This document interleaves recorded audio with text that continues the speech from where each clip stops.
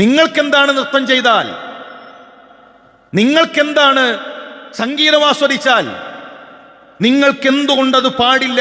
എന്തുകൊണ്ടത് പറ്റില്ല? നിങ്ങൾക്ക് മാത്രം എന്താണ് പ്രശ്നം?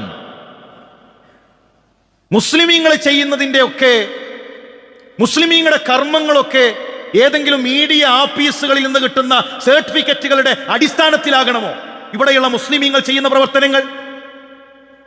മുസ്ലിം എന്തു ചെയ്യണം എന്തു ചെയ്യണ്ട എന്നത് ഏതെങ്കിലും രാഷ്ട്രീയ പാർട്ടികളുടെ ഓഫീസിൽ നിന്ന് കിട്ടുന്ന സർക്കുലറുകളുടെ അടിസ്ഥാനത്തിലാകണം മുസ്ലിമീങ്ങൾ ചെയ്യുന്ന പ്രവർത്തനങ്ങൾ. മുസ്ലിമീങ്ങളുടെ പ്രവർത്തനത്തിന്റെ അടിസ്ഥാനം എന്നുള്ളത് ഏതെങ്കിലും സർക്കുലറുകളുടെ അടിസ്ഥാനത്തിലല്ല. മുസ്ലിമീങ്ങൾ ഇവിടെ ചെയ്യുന്ന പ്രവർത്തനങ്ങൾ ഏതെങ്കിലും പണ്ഡിതന്മാർ കൂടിയാലോചിച്ച് അവർ പാസാക്കിയ നിയമങ്ങളല്ല. മതമില്ലാത്ത ആളുകളെ സംബന്ധിച്ചിടത്തോളം അതിന്റെ ഹിക്മത്ത്, അതിന്റെ ലക്ഷ്യം അവർക്ക് മനസ്സിലായിക്കൊള്ളണമെന്നില്ല. മുസ്ലിമീങ്ങൾ 5 നേരം നമസ്കരിക്കുന്നു, എന്താണ് അതിൽ മറ്റുള്ളവർ കാണുന്ന ലക്ഷ്യം? മുസ്ലിമീങ്ങൾ അവരുടെ സമ്പത്തിൽ നിന്ന് ഒരു വിഹിതം അത് പാവങ്ങൾക്ക് മാറ്റിവെക്കുന്നു. സക്കാത്ത്. മരണത്തിന് ശേഷം ജീവിതമില്ലാത്തവനെ സംബന്ധിച്ചിടത്തോളം പൊട്ടപ്രവർത്തനം, അവന്റെ പണം പോയി എന്നല്ലാതെ എന്ത് ഹിക്മത്താണ് സക്കാത്തിലുള്ളത്? മുസ്ലിമീങ്ങൾ മദ്യപിക്കുന്നില്ല.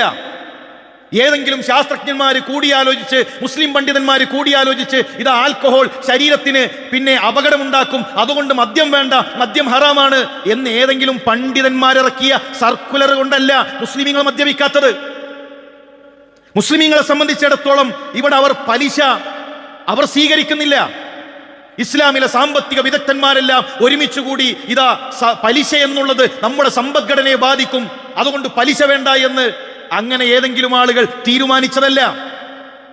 ഇതിന്റെ എല്ലാം പിന്നിൽ ഒരൊറ്റ കാരണമേ ഉള്ളൂ. മുസ്ലിം എന്തു ചെയ്യണം, മുസ്ലിം എന്തു ചെയ്യണ്ട, അത് അവന്റെ ദീനാണ്, അത് വഹിയാണ്. അത് വഹീന്റെ അടിസ്ഥാനത്തിൽ അള്ളാഹുവിന്റെ റസൂൽ സല്ലല്ലാഹു അലൈഹി വസല്ലം തങ്ങൾ പഠിപ്പിച്ചതാണ്. മുസ്ലിം അവൻ വസ്ത്രമെടുക്കുന്നതിന്റെ നീളം മുതൽ ഒരു മുസ്ലിം അവൻ വിസർജിക്കുമ്പോൾ പാലിക്കേണ്ട മര്യാദകൾ വരെ വഹീന്റെ അടിസ്ഥാനത്തിൽ റസൂലുള്ളാഹി സ്വല്ലല്ലാഹു അലൈഹി വസല്ലം തങ്ങൾ പഠിപ്പിച്ചതാണ് എങ്കിൽ അതിനേതെങ്കിലും ശാസ്ത്രകാരന്മാരുടെ പിൻബലത്തിന്റെ അടിസ്ഥാനത്തിലല്ല മുസ്ലിം കൊണ്ടുവരുന്നത്. അത് വളരെ ഗൗരവത്തിൽ നമ്മൾ മനസ്സിലാക്കണം.